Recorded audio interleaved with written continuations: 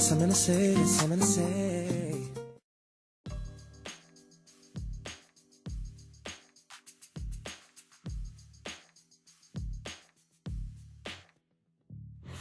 Hey everybody, how's it going? Our House 21 here, and in case you're wondering what the heck is going on, last time you guys saw Slade, I was doing a little testing in the front yard, and I mentioned that there was a nice crunching sound, or a not happy gear sound, coming from inside the differential. So I decided to take a few moments on my Sunday afternoon and just tear this thing apart and see what's going on. Now what you see here is the rear differential section of Slade. Now interestingly enough, I think I mentioned this before, I actually picked Slade up off of eBay. So one of the things that the previous owner did, because the Castle stock fan wouldn't fit in here, is actually go in and cut out a section, this little piece right here of the differential structure, in order to allow the fan to get in. And I kind of extended that by doing a little bit of trimming of my fan to make sure that there was enough clearance for it to go inside of here. So did I weaken this unit significantly? I don't think so. So but now as you see, I've gotten it off, and as you see, Slade started off life as a Rustler RTR, so it still has the Phillips stuff here. So I just happen to have a full screw set for VXL that I picked up off Dollar Hobbies. So when I put this guy back together, I think I'm just going to go ahead and put it back together with the hex screws, just to be consistent across the fleet. But let me go ahead and dig into this sucker, and I'll pop back when I have it open so we can see what the damage is. So guys, I went ahead and opened up the differential, and the whole reason I did this was because when I was doing my last testing run, when I got hard on the throttle, I saw that Slade was pulling really hard to one direction. So I was thinking, okay, that means that one of my gears, inside of the differential is probably stripped out. So now I've got it all open, and if the camera will focus, you'll see that they both look okay. So I'm confused. But one thing I did notice is that the grease that's in here seems to be all dried up. There's very little in here at all. So since I have it open, and it looks like it's in decent condition, I'm just going to give a closer look to all the gears to make sure that they actually are good. But I don't see any chipped teeth. I don't see anything looks like it's stripped out. So I don't know what I was hearing or what was going on. But I'm going to go ahead and pull everything out of here and just double check it all. And if it checks out, then I was just going to go ahead and fill it up with probably either some 30 or 50 thousandth weight differential oil instead of the grease that's in here by stock, and just put it all back together. So I'm going to go ahead and tear this apart, and then I'll chime back in when I have something to tell you. So guys, after I dug into this thing, I realized two important things. Grease is not supposed to be hard and black. Number two, these little pins, of course, that are in here come right out.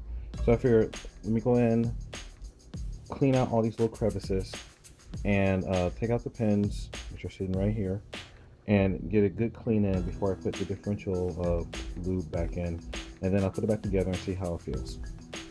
And I'm using WD-40 here as a degreasing agent to go ahead and help me clean out, and then that'll be nice, and that will make a nice clean environment, so that the new differential grease or the differential lube should be uncontaminated.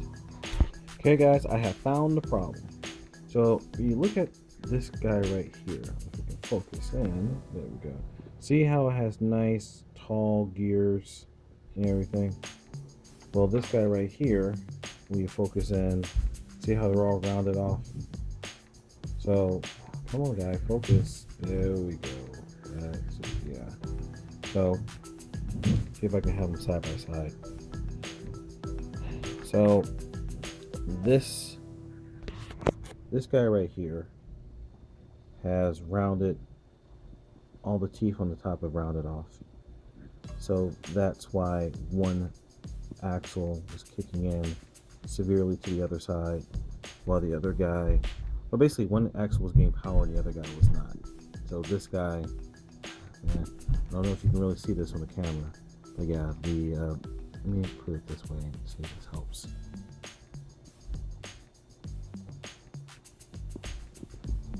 So yeah, that's a little better. So you can see, oh, a big thumbnail in the way. There we go, let's pull it out. So this guy right here on the left is how it's supposed to look. This guy on the right, not so much. So basically I was putting so much power through this transmission that finally those teeth just couldn't handle it anymore. And that's not too uncommon. I think JM Spec, same thing happened to you, or something similar happened to you a little while ago. So, I mean, and it's understandable. These Rustler differentials aren't really made to push 3 and 4 horsepower. So, you know, well, I'm only pushing like 1.5 to 2 through the card so far at this point. But, you know, these things happen. These are, I'll say they're disposable items. So, fortunately, I happen to have a spare. So if you look over here to my local hobby store, you know, I've got myself a differential rebuild kit, you know, for a Rustler VXL. So this is basically all the parts I need to completely rebuild, you know, well, basically this is a brand new one, you know. So what I'll probably do is just go ahead and build this guy up brand new, and then that way I know that nothing in here has an issue, and then go on from there.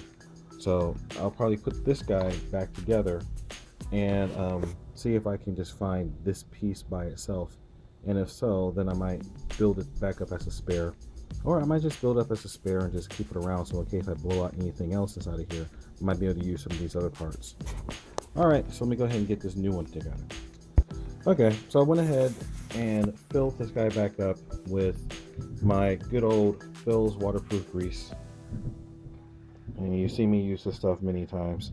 So I'm not planning on using this thing, but I figured that I might as well go ahead and pack it.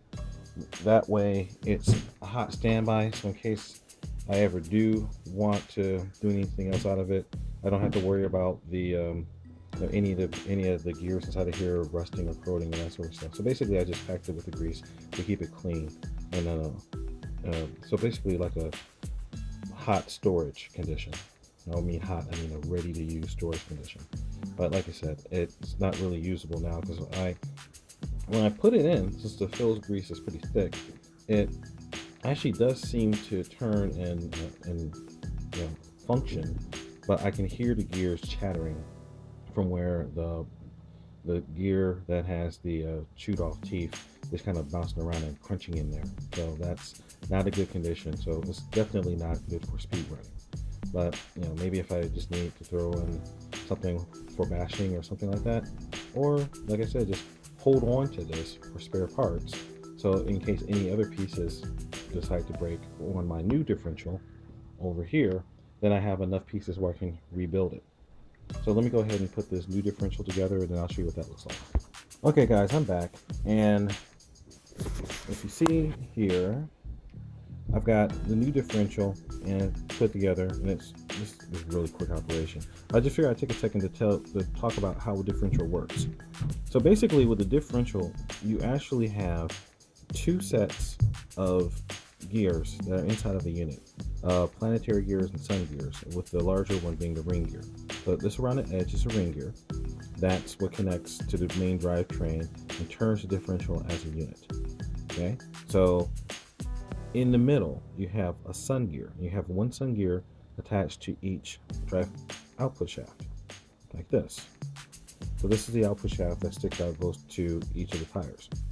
So the sun gears are actually linked together by 2 sets of planetary gears. And this is a pretty clever design by Traxxas, and I'll give it up to them. So the way that they've done it, by using the same hardware, is you actually have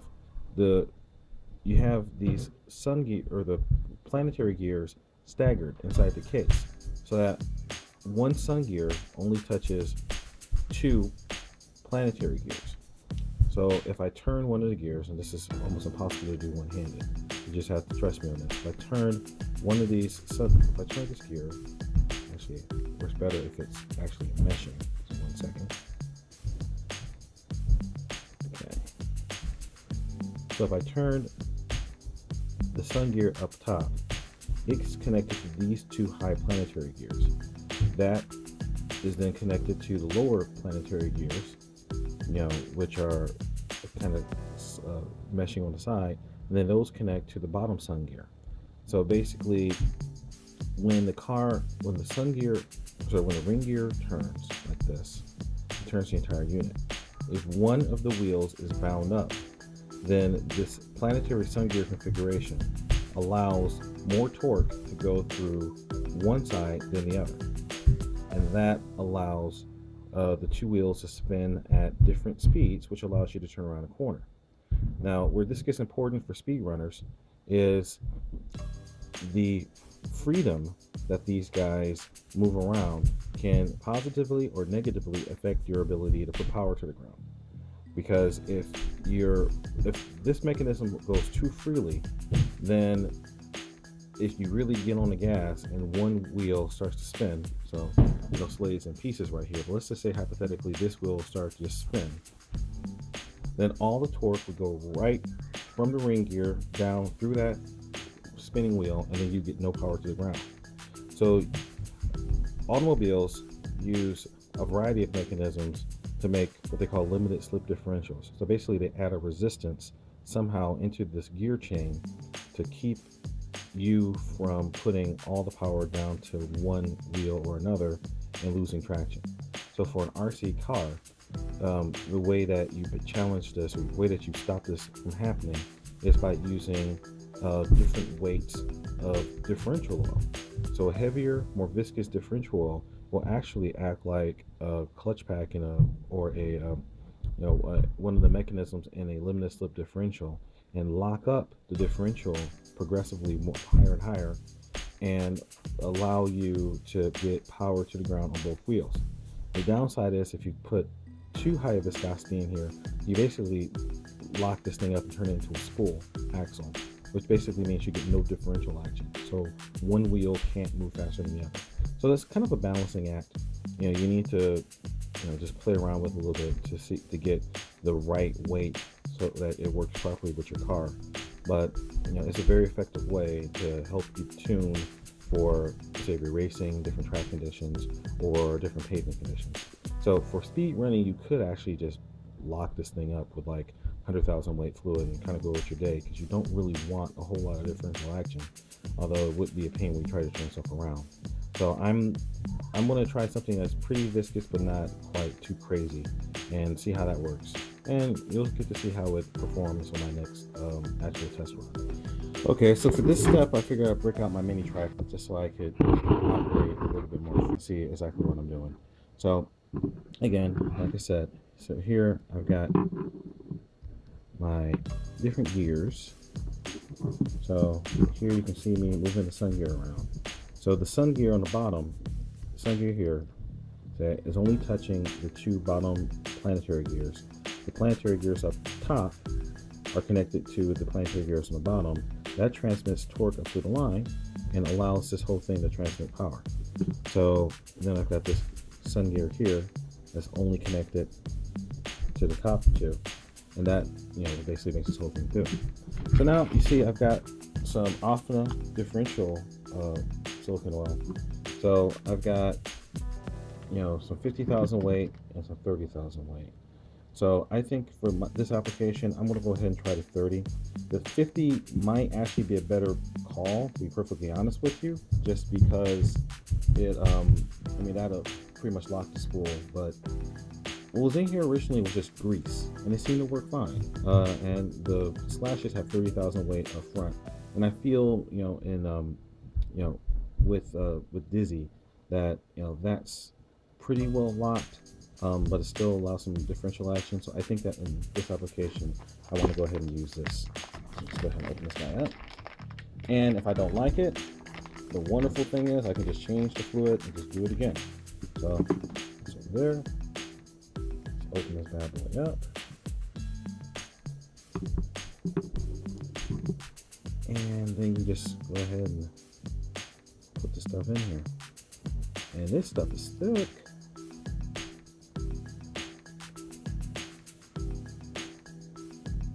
Wow. This stuff is like honey. No, this is thicker than honey.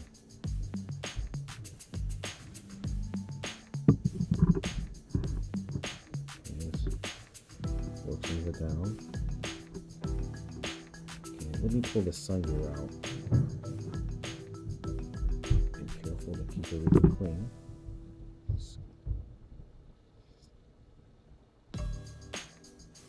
Wow. Okay, I think I might have made the ball by not going with the 50, because this stuff is thick.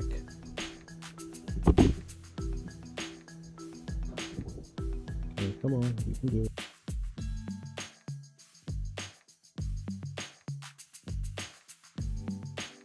So, last time I was here, I set up a little tripod and I was looking at the innards of this little differential here, and then I had to go over and take my daughter to church. So I'm back now. I buckled up this guy, and wow, that was not what I planned to do, but that's okay.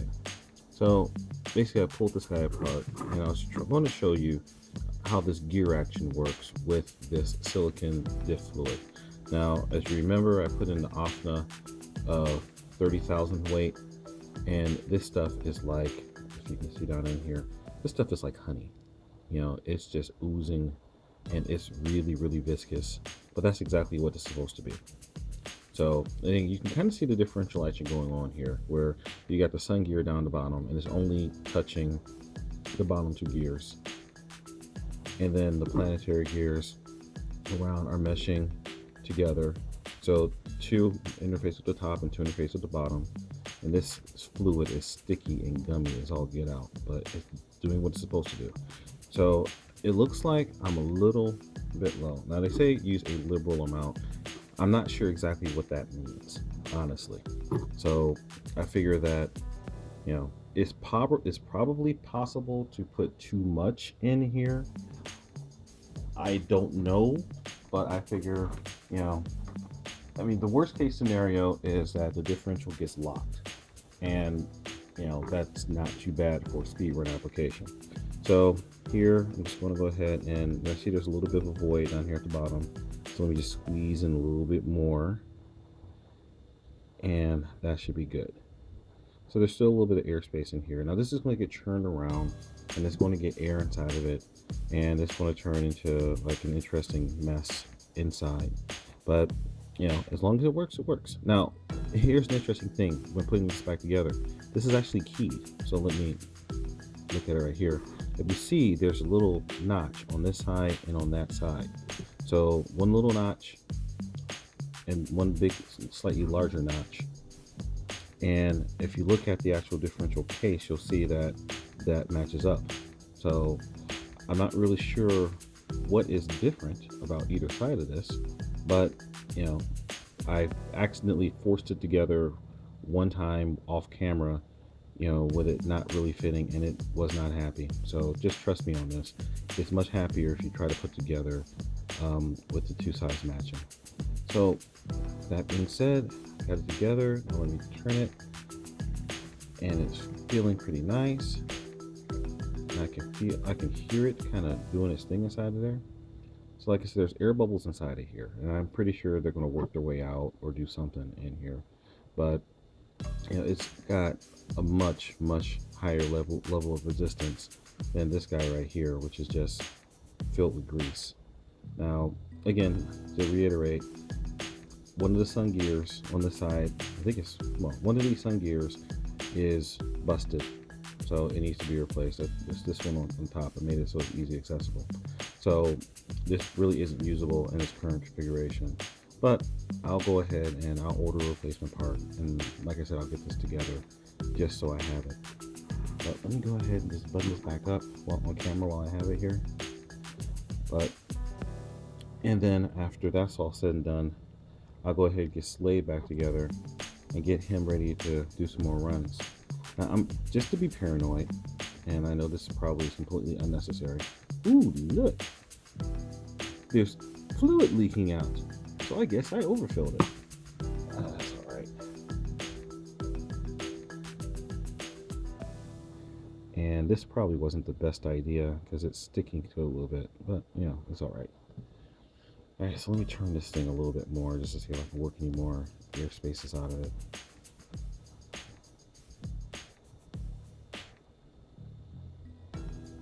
Okay, but I'm putting this back together in a star pattern, just like you do with car tires, just to make sure that the torque is balanced. Again, probably a completely unnecessary step, just because, but I figure that, you know, every little bit helps, right? So, torque it down. You just want to get these things snug. You don't need to get them like super tight, because all you're screwing plastic into metal. So going super tight only serves to strip out holes. So as long as it feels like it's got a good amount of resistance and it's nice and snug, you're probably good. Okay. I'm sure somewhere out there's a torque spec that tells you how high you're supposed to torque for this application. Nice and finger snug. It works fine for me. Okay. So there we go. Nice and snug. It has nice smooth action. You take my word for it. As you see here, you know, the differential is working. I'm turning it one direction, and the opposite output shaft is turning in the opposite direction. So I have a fully functioning differential here, which is nice. Hooray. So like I said, the next step here is to get Slade back together. And once I do that, then I'll be ready to go ahead and push his way into the 70-mile-an-hour club.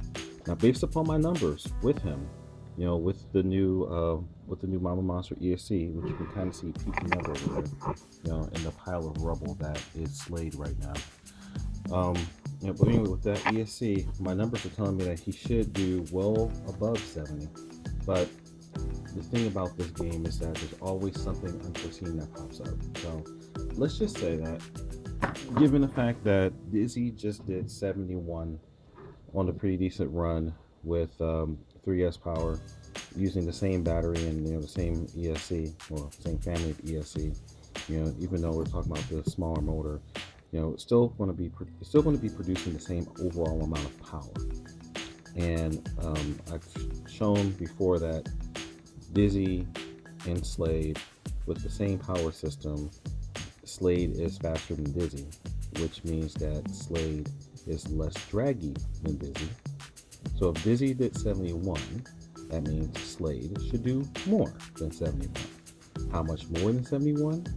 I don't know, but that's going to be one heck of an experiment. So we'll see how that does. All right, so enough talking your ear off.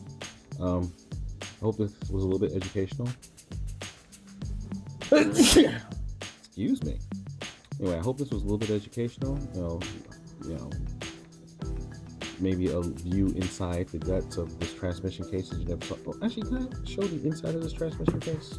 Might as well go ahead and do that now. You know, just pull this guy apart, and this is what the inside of a transmission case looks like. And if you can notice here, this grease in here is really, really old, and it's really gummy looking, and it's really kind of gnarly. So I'll go ahead and I'll get this grease out, and I'll replace it with my good old friend Phil's, and you know, so that should make the whole thing run a lot smoother. But all the gears are, but the other gears are in good condition. See, you got the idler, and you got these guys here, and they're in nice condition. Looks like they're all good, and the differential just drops in here like this. Now this is only a test fit, like I said, because I need to clean all this crud out, because it's pretty nasty in here. But you know, all these things will, you know, give slightly better performance. You know, I mean, will it be a huge difference? Not really. However, every little bit counts. And like here you can see, you know, we've got all the little bearings that are holding all these things together. And